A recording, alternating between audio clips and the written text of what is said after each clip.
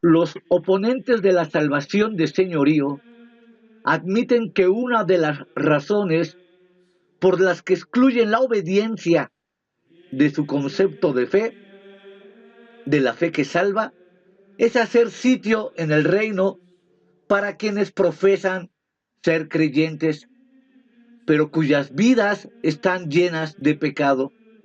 Si solo las personas dedicadas fueran salvas, ¿dónde habría lugar para los cristianos carnales? Alegan los falsos promotores del antiseñorío. Este deseo de acomodar a los llamados cristianos carnales, punto que en ningún lugar aparece en la Biblia, es una mala interpretación de la carta a los Corintios, ha llevado a sinfín de pastores y maestros a redefinir los términos de la salvación tan sueltamente que prácticamente toda profesión de fe se considera auténtica. En otras palabras, han reinterpretado el Evangelio al gusto del cliente y al gusto de sus intereses. Cualquiera que diga que ha aceptado a Cristo, entre comillas, es recibido como cristiano con mucho entusiasmo, aun cuando su supuesta fe dé más tarde paso a una norma persistente y declarada de desobediencia, pecados groseros, muy groseros, o una incredulidad hostil. Hemos llegado a creer la herejía de que aún un cristiano, entre comillas, se pudiera hacer gnóstico y considerarse todavía un cristiano salvo. Hay quien afirma todavía que un cristiano, entre comillas, pudiera ser salvo y a la vez ser un auténtico ateo. Todavía se afirma en círculos carismáticos y pentecostales la profunda herejía de que un cristiano pudiera estar lleno de demonios y necesitar liberación y todavía considerarse hijo de Dios. Todo esto nos damos cuenta que no es más que la infinidad de herejías en el gran repertorio del cristianismo moderno. Todo esto son mentiras condenatorias.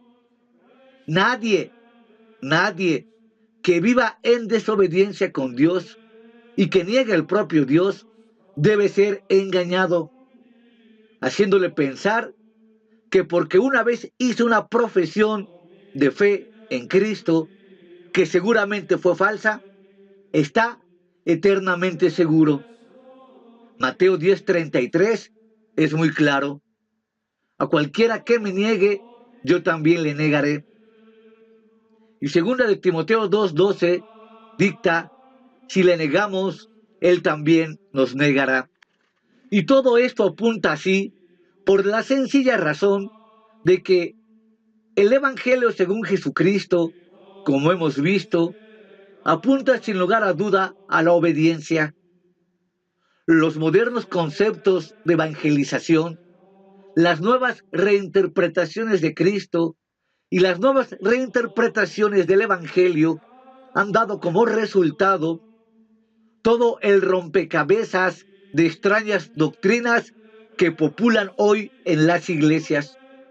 Pastores y ministros, por demás deshonestos, han abrazado cualquier filosofía, cualquier doctrina, con el único fin de tener llenas sus iglesias y, por supuesto, para seguir robando e intimidando a la gente con sus diezmos, con sus pactos y con sus promesas.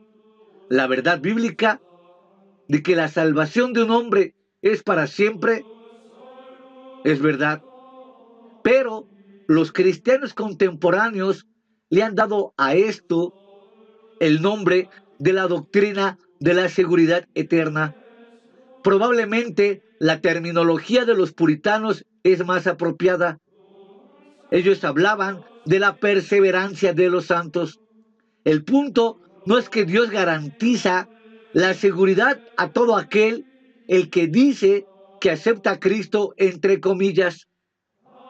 Lo aceptan y siguen una vida de desobediencia y rebeldía franca hacia Dios. Es claro ver que no habrá seguridad eterna para tales pecadores, sino más bien aquellos cuya fe es auténtica y probada su salvación. Y es seguro que, perseverando hasta el fin, encuentran la vida eterna en los caminos de justicia y santidad. Dios no trata a los creyentes como autómatas sin responsabilidad, sino como agentes morales, tal como su vida natural se mantiene por medio del uso de ciertos recursos y evitar lo que es perjudicial para su bienestar. Así ocurre con el mantenimiento de su vida espiritual. Es muy claro que los verdaderos creyentes perseveran. Si una persona se vuelve contra Dios y vive una vida de desenfreno moral, es prueba inequívoca de que nunca fue salva. El apóstol Juan escribió: salieron de entre nosotros, pero no eran de nosotros, porque si hubieran sido de nosotros, habrían permanecido con nosotros. Pero salieron para que fuera evidente que no todos eran de nosotros. Primera de Juan 2:19.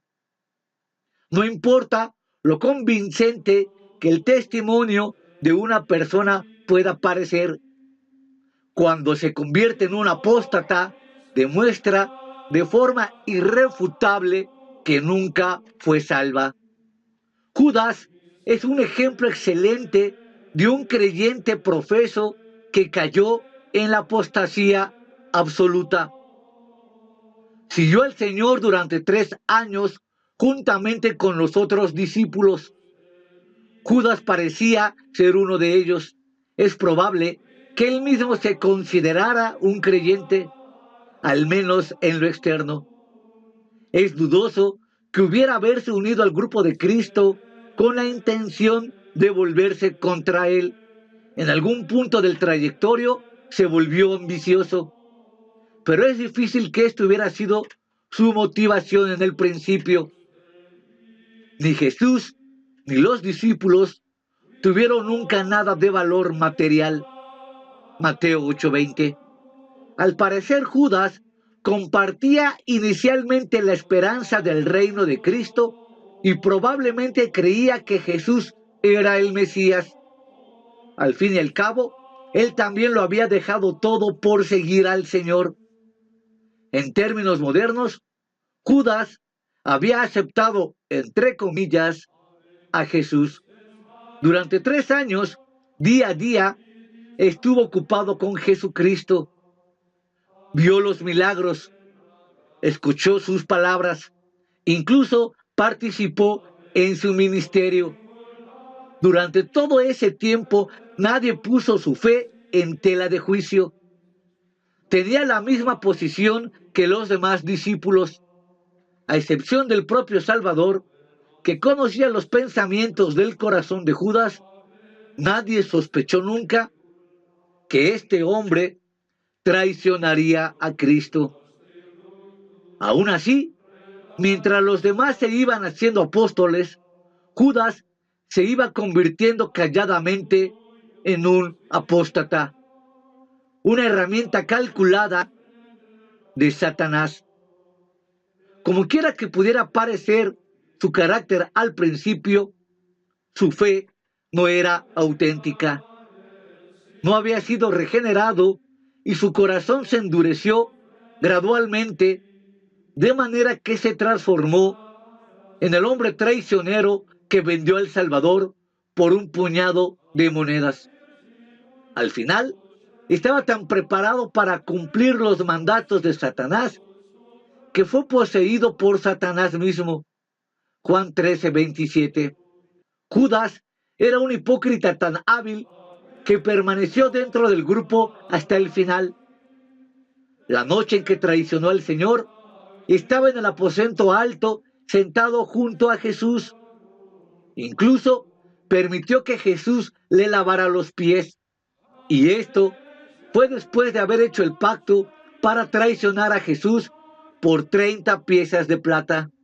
Jesús lo supo todo el tiempo. En Juan 13:18 dice: yo sé a quienes he elegido, pero para que se cumpla la escritura, el que come pan conmigo levantó contra mí su talón.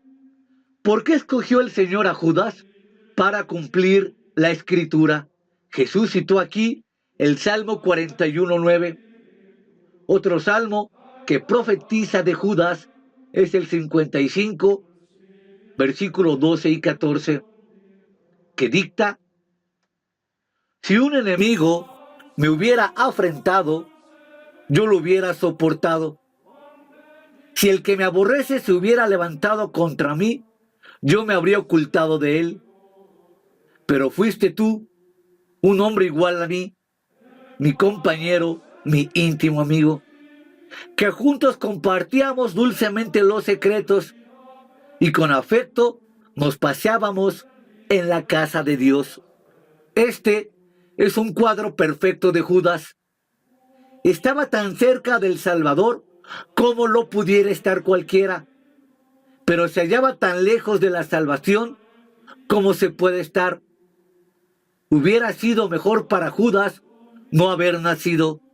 Mateo 26:24. Judas y su vida de traición se presentan como una advertencia muy en serio para quienes profesan fe en Jesús livianamente. De su historia aprendemos que no es suficiente estar cerca de Jesucristo. Se le puede aceptar, entre comillas, y aún así estar totalmente perdido. El individuo que responde positivamente, pero no de todo corazón, se arriesga a una condenación eterna. Judas es la prueba de que alguien que es amigable con Jesús se puede volver contra él y de esta manera condenarse. No fue la voluntad de Dios, aparte de la elección personal de Judas, que él traicionara a Cristo. En varias ocasiones, Jesús advirtió a Judas y le pidió que se arrepintiera y fuera salvo, pero en todos los casos, Judas le dio la espalda. Judas había oído el Evangelio según Jesucristo, pero aún así se negó a arrepentirse de sus pecados y de su egoísmo. Las palabras de Jesús en Juan 13 representan el último llamamiento de amor a este hombre.